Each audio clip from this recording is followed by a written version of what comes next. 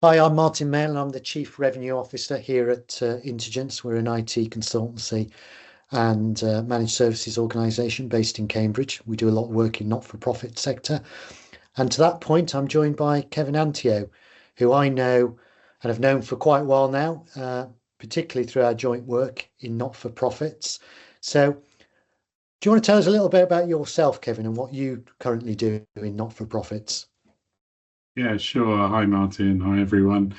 My name's Kevin Antao. I guess I would class myself as a non-profit technology executive. I've been working in the non-profit sector for the last 8 years of a 29-year career, and I have had a variety of roles in the non-profit sector in the technology area. I first came across from the for-profit sector to Amnesty International.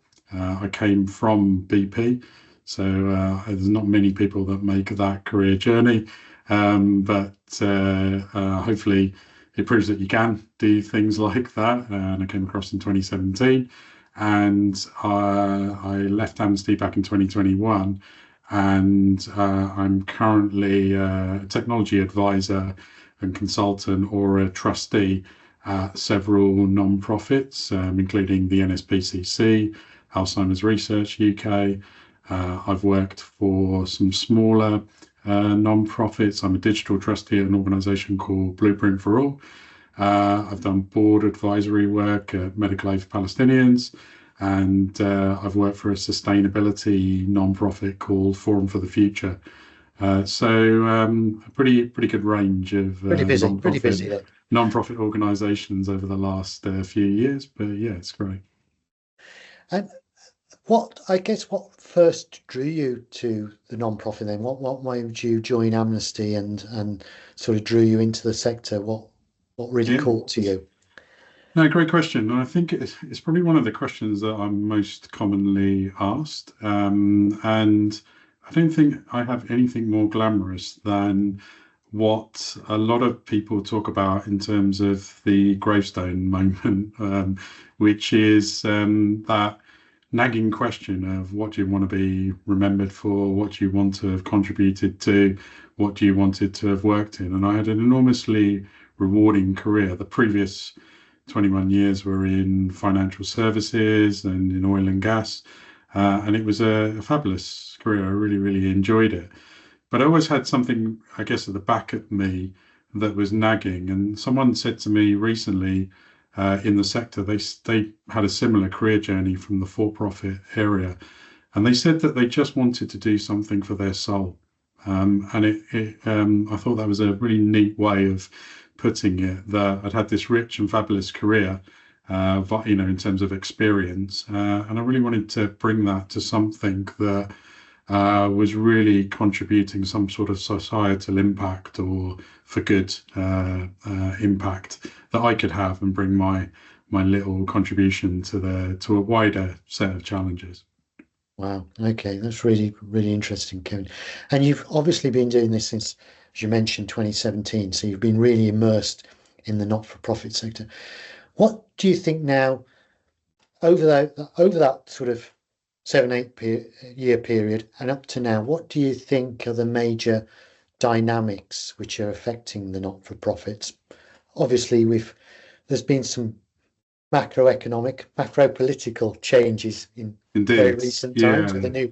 the new presidents in the States. But what do you think are Yeah. the major factors I driving it at the mean, moment? look, there are probably the things that get on the news of the geopolitical situation that we currently find ourselves in. But we have to realise that there's been several events over the last 5 to 8 years, which are quite extraordinary when we reflect on it. There was that small thing called COVID that occurred, obviously, start of 2020, and that for many organisations was an existential moment. And I think the impact and effect of COVID and what it meant, and the um, I don't really like the terminology, but I've seen it used a lot. The winners and losers from that event. Certainly for non-profits, there's been this extraordinary digital transformation coming out of COVID, where, for example, we weren't able to get access, for example, to physical servers or to data or information that we really needed, or access to our volunteers, who are the army that does the work for us. So it really changed the ways of working of a non-profit, and those that were more digitally ready have really prospered, or found new channels and new ways. So a monumental effect. I think the cost of living crisis is probably the biggest impact effect for the sector right now. Just the generosity. We're very reliant on our donors and our supporters, and it's difficult at the moment, in terms of particularly donors that perhaps in the past used to support multiple charities, and now having to choose one, or not being able to donate at all. The demographic shift. A lot of the funding for non-profits comes from, let's say, legacies or older benefactors, and actually having the appeal of the major charities that we think of today. I was involved in something recently where we were with a group of Gen Alphas and Gen Zs, and it's really funny when we were talking in this case about Greenpeace, and one or two of them said, "Greenpeace? Who are Greenpeace?" "Oh, do you mean Greta?" And you just sometimes forget that their experience compared to someone of my age is an extremely different experience. So our relevance is quite important in 2025 context. And then, yeah, throw in the geopolitical situations and just the challenge of operating an organization today. It brings a smorgasbord of challenges. Although the message of hope that I would give is I've never felt a time when the missions of what these organizations are trying to do is more needed in the world. Okay, that's very good. And in that, you are renowned as a technical advisor, a digital advisor to boards. You brought it in there that COVID was one of those events which had forced a real digital change. Um, what what do you think digital and technological advances are doing to the charity sector? Where are you seeing the most change coming in, and how are they doing things differently than they were? Yeah, I mean it's not an overnight thing, and it's interesting when we talk about digital data and technology, and split it into perhaps those three themes. I mean, when we think about digital, we think a lot about social media, we think about the websites, we think about the channels of engagement, the interaction platforms, the payment providers and things like that. So the all-important connection to our supporters is through those channels, through those means, and it's absolutely vital that the experience that people get along those channels is equivalent to what they might get on Amazon, or on on Google, or on any, like, the fight for attention is not something that matters where you come from. It's just a fight for attention, right? So you're competing with for-profits in some respect. Data. I mean, data is just an enormous piece, right? Both in the talking about, being able to transparently measure and show your impact for a mission of what you're doing, but similarly about building products and services and capabilities that your supporters might need or expect on an ongoing basis. So data has got an enormous shift to these kind of organizations, and it's really impactful. And then, from the technology side, it's all got to work in the background. So cloud, there's a real prevalence of SaaS provided services nowadays, which really help you to manage those relationships with your audiences, with the work that you're doing, services, internal services, HR tech. There's a whole smorgasbord of technology solutions that need to be operated efficiently, because Yeah. every penny counts, right? You want that money to go to the frontline areas of what your mission is trying to do. So it's actually quite enormous, I would say, Yeah. the impact in the non-profit sector. Because I guess in many ways, not for profits are using digital technologies in the same way of any other large corporate, but often with far less resources as well to do it. And I guess from what you're also saying there is that there's a kind of segmentation in charities, and there's the aspect of charities taking in money, which they then provide as grants. So they've got the recipients of grants, and they've got their sponsors. And most charities have sponsors, but they also then provide services to people and individuals who need help related to the mission. So I guess there's technologies related to both of those themes.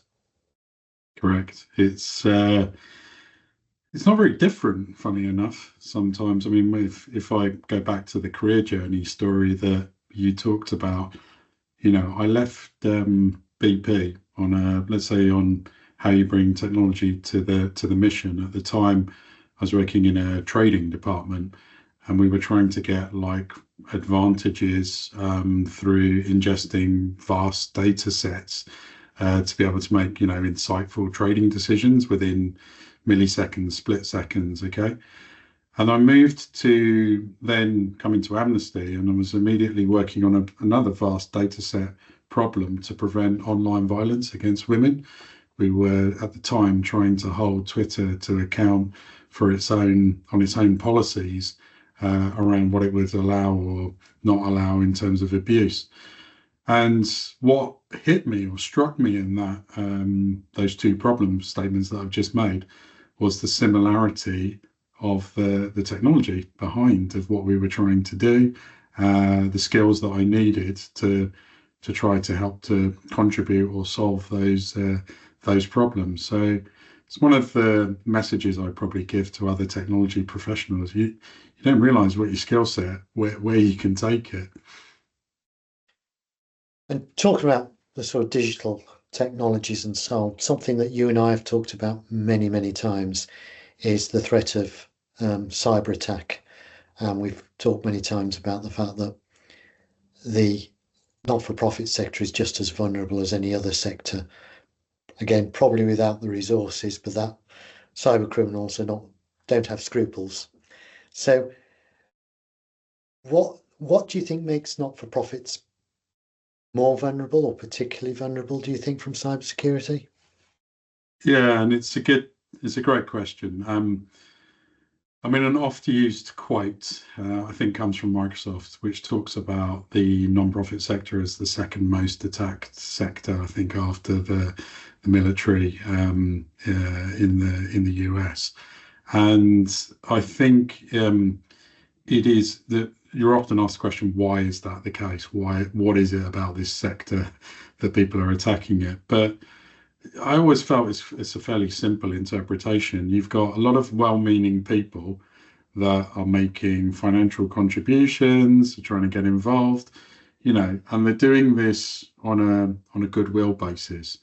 And unfortunately, that perhaps takes the guard down. And for malicious actors, that represents an opportunity.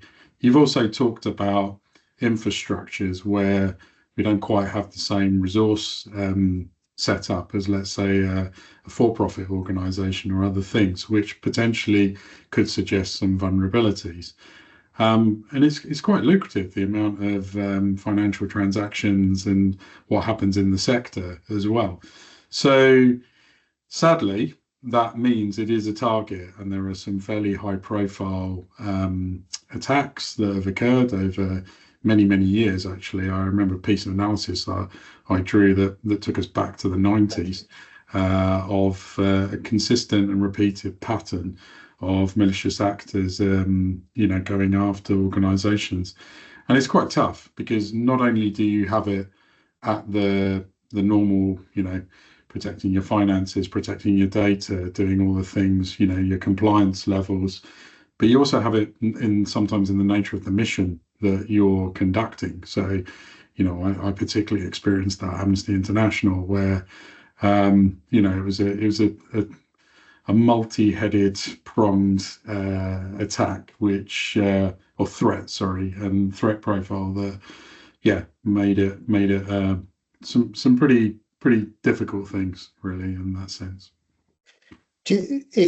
And I know you go into a lot of not-for-profits quite regularly, as well as those you're already advising. Are there a set of steps that you recommend they should always do in terms of cybersecurity to protect themselves better? And what would they be? Yeah, so I think there's some great resources, and I do point to, we're very lucky in the UK, I think, with the NCSC guidance and advice that we've got that UK government gives, which I've used globally, by the way, for organisations as just helping to set a standard. But there's no point running straight to the frameworks, right? I mean, I tend to start at the culture and almost like human-centered defense and firewall first, because there's no amount of tools and capabilities that I could install that are going to keep me safe. It's actually it's a psyche, it's a culture, it's the first area I go to, and I start fairly senior with that. So I really start at the board, right? There's a great resource with the NCSC around a board toolkit. Is my board actually asking the right questions around cybersecurity, and is the conversation an evidence-based conversation, or what I frequently find, cybersecurity is really, really a risk. Okay, but what is the risk? Going into it.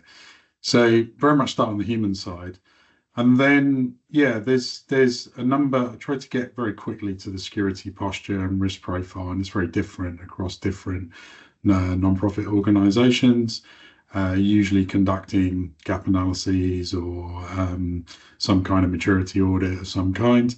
And then, it's what you find from that. But that's very much a risk-based process, whilst, don't get me wrong, Cyber Essentials, Cyber Essentials Plus, ISO 27001, very important, all very important standards. But you really must be able to leap up from that a little bit and take a risk-based process of what actually are the things that would cause us a threat. Yeah. And you mentioned there, obviously, you personally work with the boards to get them aware of it, to think through what the scenarios they could face and what they're going to do. But I think we should both say that the National Cybersecurity Centre also advises the resilience centres, the cyber resilience centres across the country, who do training for staff.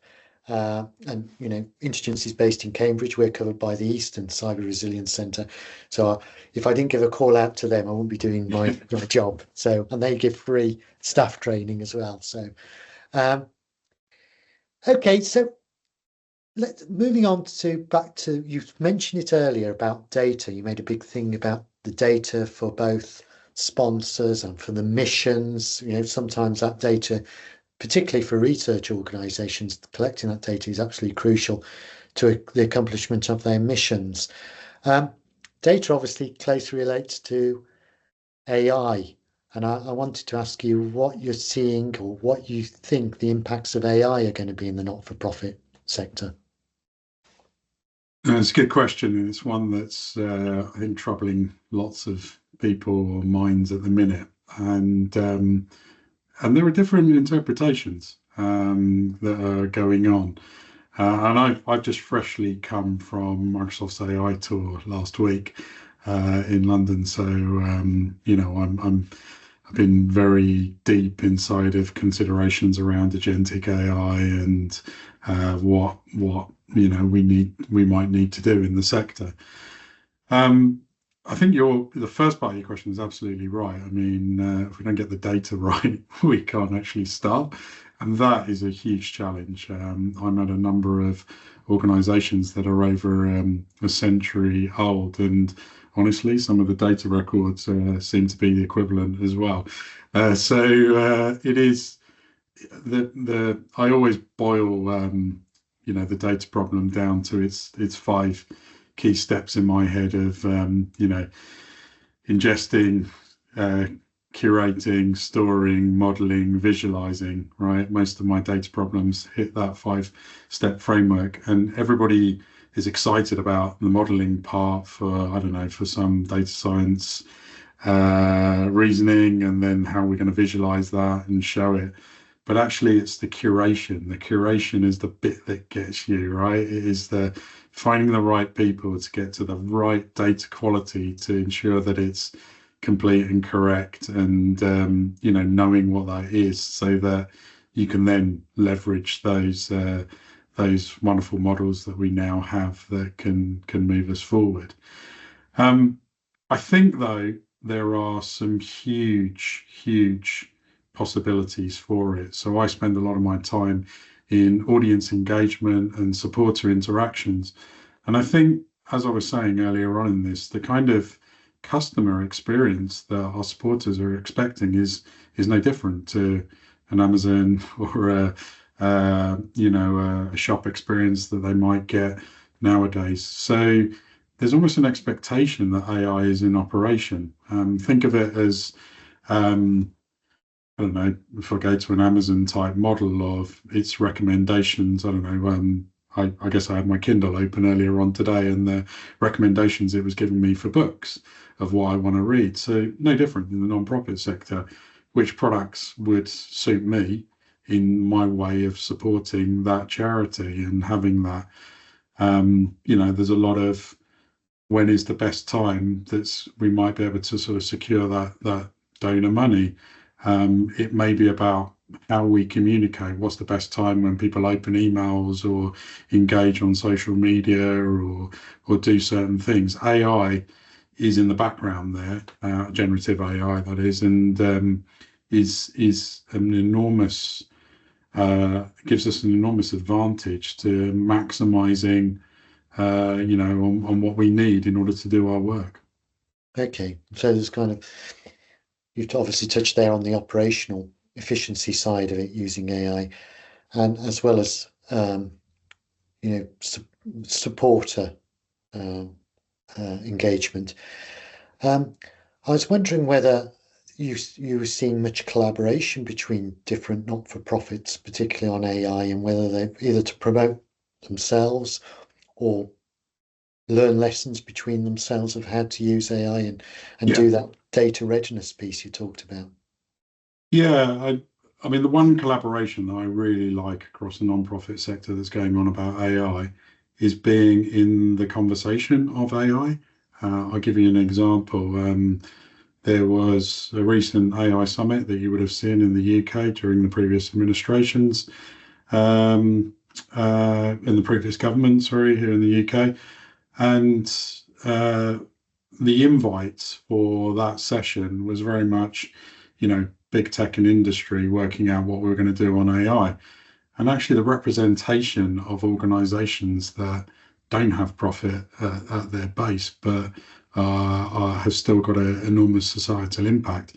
The non-profits really had to come together to say, look, how come we're not invited to this summit? And there were different tiers and levels inside of that. So although you had public sector presence, you didn't really have the kinds of non-profit organisations that I work for present. And I think it's been talked about quite a lot. I can talk about this. I work for the NSPCC at the moment, and the NSPC is very worried about the tools and capabilities for AI and what it means for children at the moment, particularly around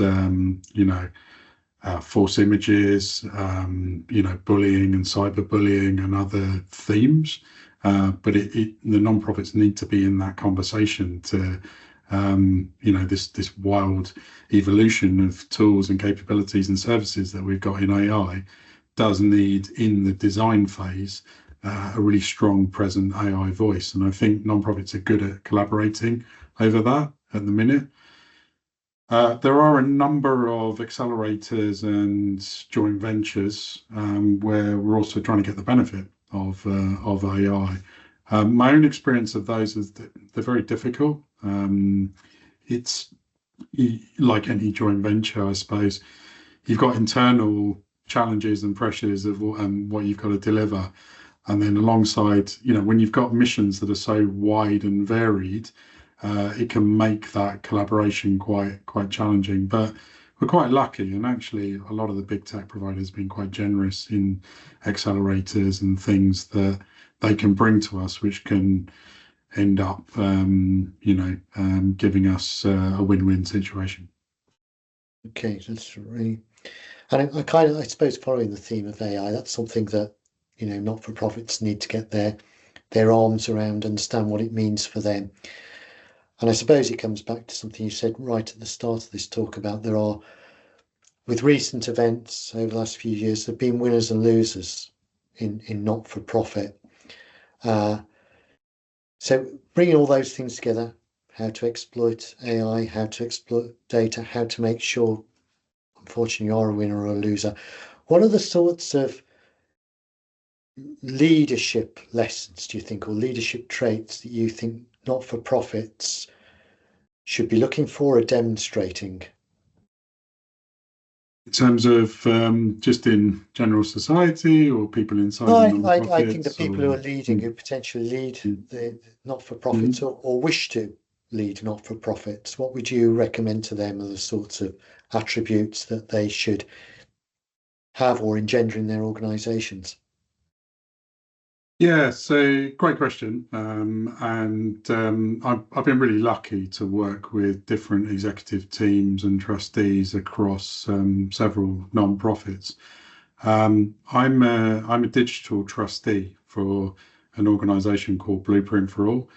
Blueprint for All used to be better known as the Stephen Lawrence Foundation, but it's adopted the name Blueprint for All, which is if you listen to Martin Luther King's speech, the second part talks about talent is everywhere, but opportunity is not, and talking about a blueprint for all, and it tries to bring opportunity, or it tries to help those from disadvantaged backgrounds to thrive in simple terms. And I think that is probably one of the best examples of leadership I can have. This is a small but rapidly growing organization that is taken a real leadership position by going, not only do we need a trustee, we need a digital trustee, and I'm the first digital trustee of the organization.